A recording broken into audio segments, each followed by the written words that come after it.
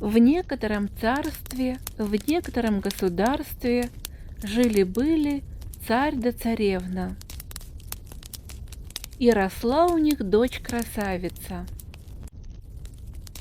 Отец с матерью в ней души не чаяли, холили и оберегали царевну пуще глаза.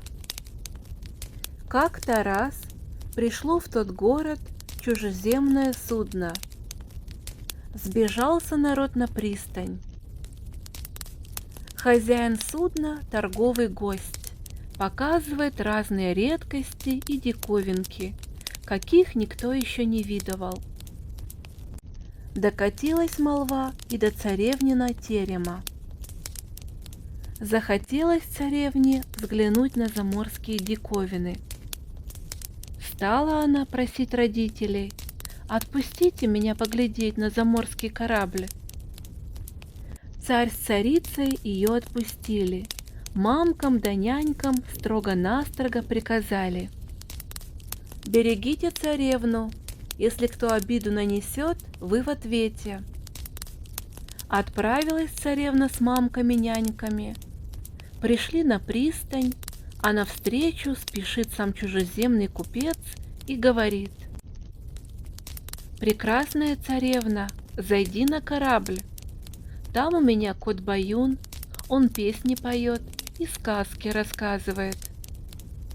Там гусли-самогуды и скатерть-самобранка.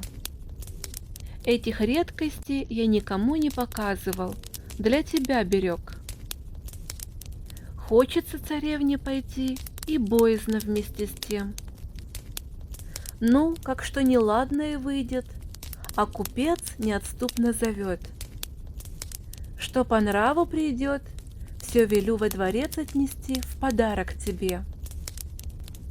Не удержалась царевна и велела мамкам-нянькам на пристани ждать, а сама с торговым гостем поднялась на палубу. Привел ее хозяин в богатую каюту. «Посиди тут, прекрасная царевна, а я пойду диковины принесу». Вышел на палубу, запер дверь крепко-накрепко и дал команду отдать концы. А на корабле этого приказа только ждали. Быстро подняли паруса, и побежало судно в море. Мамки-няньки крик-вопль подняли, мечутся по пристани, плачут, а судно все дальше и дальше уходит. Дали знать во дворец. Прибежали царь с царицей, а судно уж из виду скрылось. Что тут делать? Царевна убивается, а царь приказал мамок-нянек под стражу взять. Потом велел клич кликнуть: «Кто отыщет царевну, того женю на ней и при жизни полцарства отпишу, а после моей смерти все царство зятю достанется». Охотников много сыскалось. По всему белу свету царевну искали, нигде не нашли. В ту пору служил в солдатах Иван, крестьянский сын. Пришел ему черед в караул идти, царский заповедный сад стеречь. Стоит солдат под деревом, не спит. В самую полночь прилетели два ворона, сели на то дерево, где солдат стоял, и заговорили по-человечески. Один ворон промолвил: «У здешнего царя единственная дочь потерялась. 3 года искали, не нашли». Другой в ответ: «Ну, это дело нехитрое. Коли ехать прямо по морю в полдень, попадешь в царство немал человека. Он похитил царевну и держит ее у себя.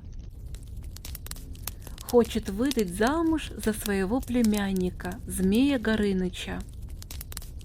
Найти царевну легко, да живому оттуда не выбраться. Никому еще не удавалось одолеть немал человека. Найдется сила и нанимал человека, сказал первый ворон. Есть на море-океане остров, живут там два леших. 30 лет они дерутся между собой, никак не могут поделить меч-самосек. Кто бы нашелся смел да удал, овладел бы тем мечом, тогда легко бы и с немал человеком справиться. И улетели вороны. Как только пришло время смениться, Иван-солдат мешкать не стал, пошел во дворец. «Зачем солдат пришел?» – спрашивает царь. «Хочу царевну отыскать, отпусти меня». Удивился царь. «Немало и без тебя охотников было. Князья, бояре, купцы именитые, да генералы искали царевну по всему белу свету. Не нашли. Где ты, простой солдат, искать станешь, когда и сам нигде не бывал, ничего не видал?» Пословица недаром молвит: «Кто едет, тот и правит», — солдат сказал. «Мне видно и знать, как царевну разыскать да домой привести. Ну, смотри, солдат, мое царское слово крепкое. Найдешь царевну, зятем будешь. И полцарства отдам при жизни. А не найдешь, мой меч, твоя голова с плеч». «Двум смертям не бывать, а одной не миновать», — отвечает солдат. «Вели корабль снарядить и прикажи капитану во всем меня слушаться». Велел царь корабль снарядить, и в скором времени Иван-солдат отправился в путь-дорогу. Плыли, близко ли, далеко ли, коротко ли, приплыли к пустынному острову. Говорит солдат капитану: «Стой здесь и всю команду держи наготове. Я сойду на берег, и как только вернусь на судно, ты подымай во все паруса и уходи отсюда прочь как можно скорее». Переправился Иван-солдат на берег, поднялся на крутую гору и пошел вдоль острова. Шел, услышал шум в лесу, и вдруг выскочили навстречу два леших. Вырывают что-то друг у друга. Один кричит: «Мой, все равно не отдам», а другой к себе тянет: «Нет, мой». Увидели Ивана-солдата, остановились, потом в один голос закричали: «Рассуди нас, добрый человек! Достался нам в наследство меч-самосек. Меч один, а нас двое, и вот 30 годов мучимся, бьемся, никак не можем поделить». Солдат только этого и ждал. «То дело нехитрое. Я стрелу пущу, а вы бегите за ней. Кто скорее найдет стрелу да воротится, тому меч-самосек достанется». На том и согласились. Полетела стрела, кинулись за ней оба леших, а Иван-солдат схватил меч-самосек, да и был таков. Только успел подняться на палубу, как взвились паруса, и побежало судно в открытое море. Плыли еще день и ночь, и приплыли в царство немал человека. Взял Иван-солдат меч-самосек и отправился царевну искать. Недалеко от берега увидал большой дом. Поднялся на крыльцо, распахнул дверь и видит: сидит в горнице царевна, слезами обливается, плачет. Взглянула на солдата: «Кто ты таков, добрый молодец? Как сюда попал?»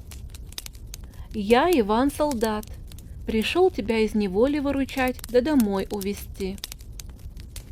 «Ох, молодец, сюда-то дорога широка, да отсюда никому поворота нет». «Погубит и тебя немал человек, живого не выпустит». «Кто кого погубит, видно будет, «Сейчас загадывать нечего», — отвечал Иван-солдат. Обрадовалась царевна, перестала плакать. «Как бы ты меня из неволи вызволил, да к батюшке с матушкой увез, я с радостью бы за тебя замуж пошла». «Ну смотри, давши слово, держись», — сказал Иван-солдат.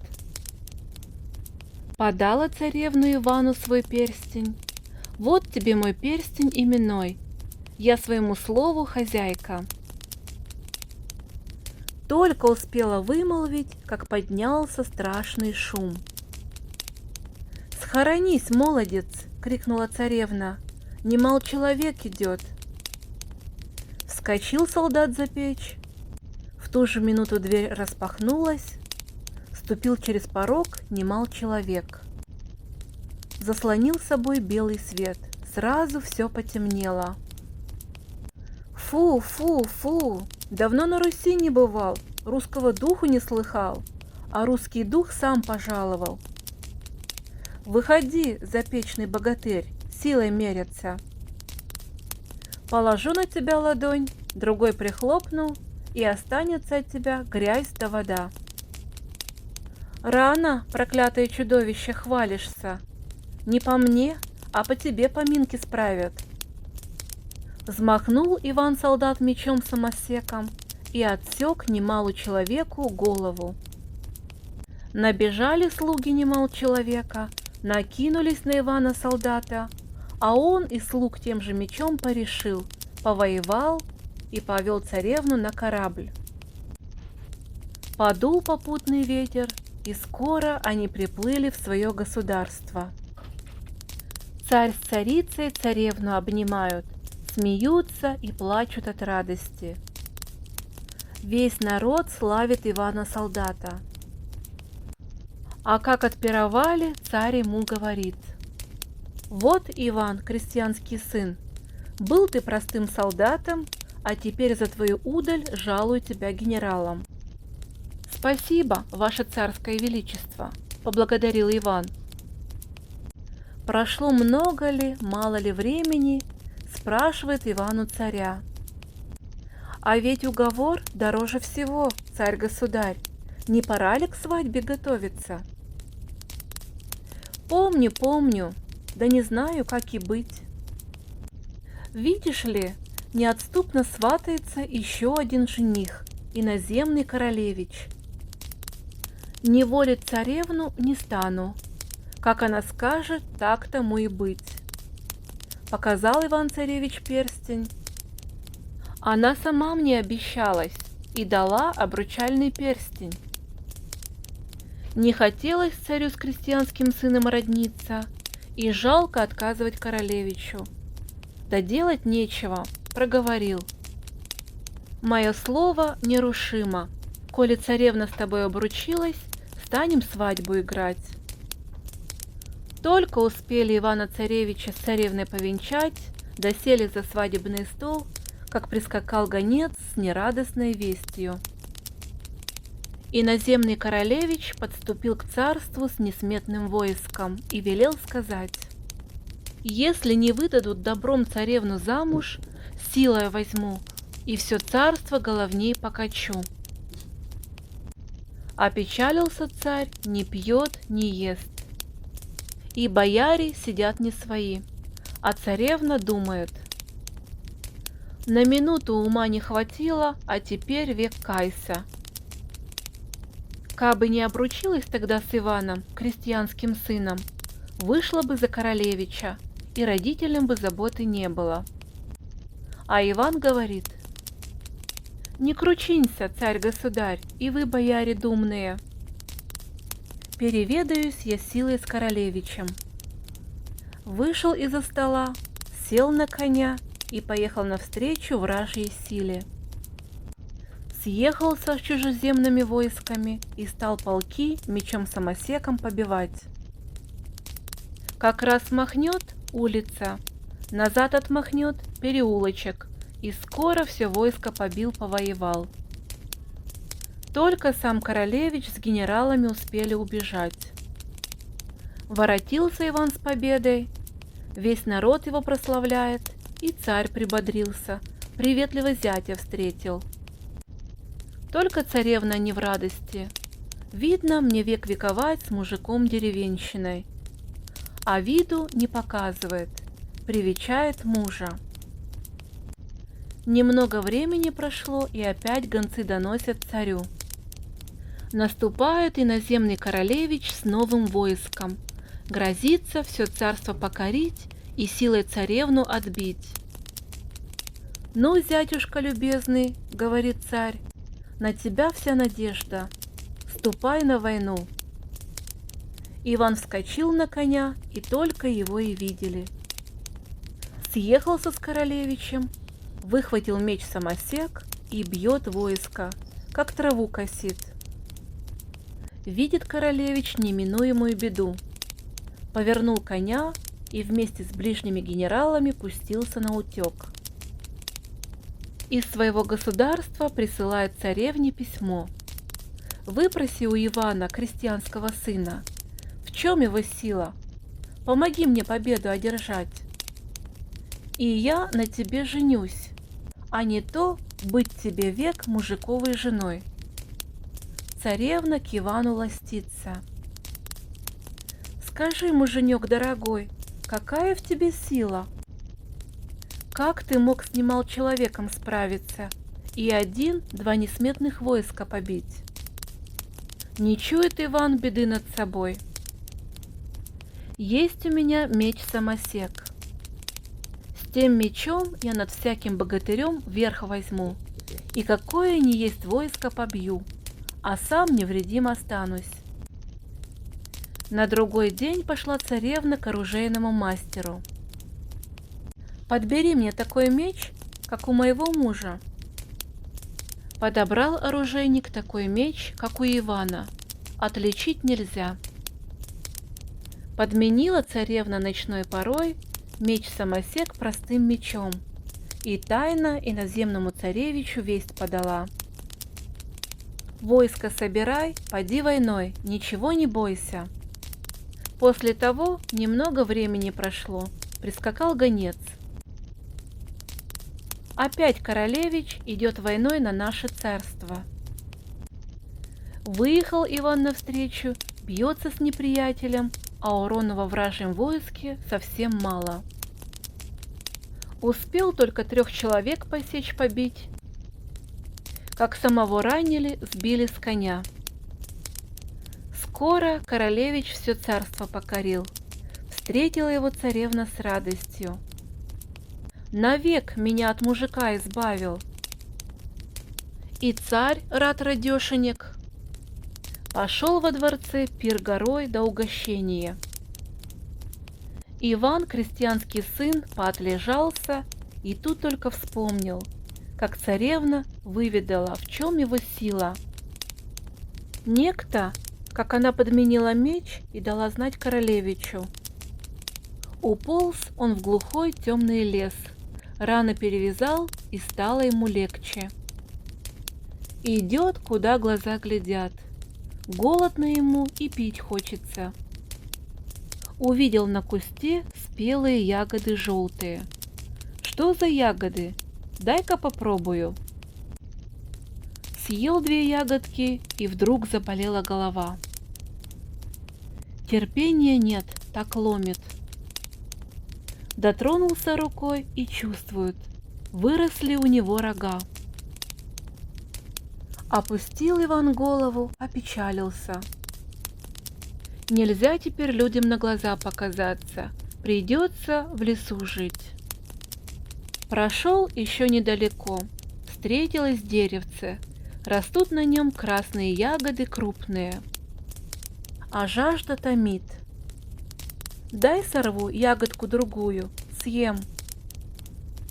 Сорвал одну ягодку, съел, рог отпал.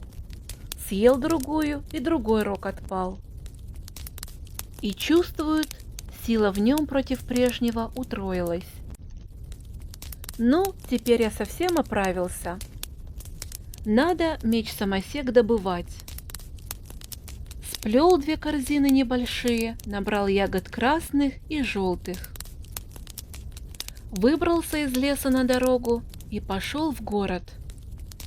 У заставы променял свое цветное платье и в худом кафтане да в лаптях пришел на царский двор.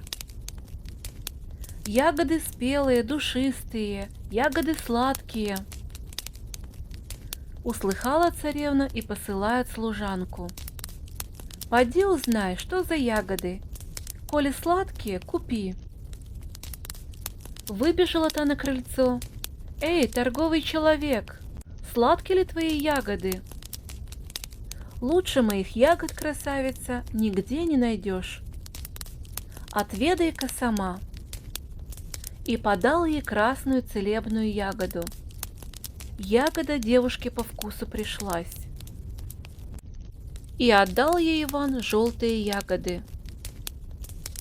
Воротилась девушка в горницу. Ой, да чего сладкие ягоды у этого торговца!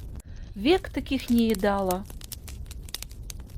Съела царевна ягодку другую, стало ей не по себе. Что это? Так у меня голова заболела.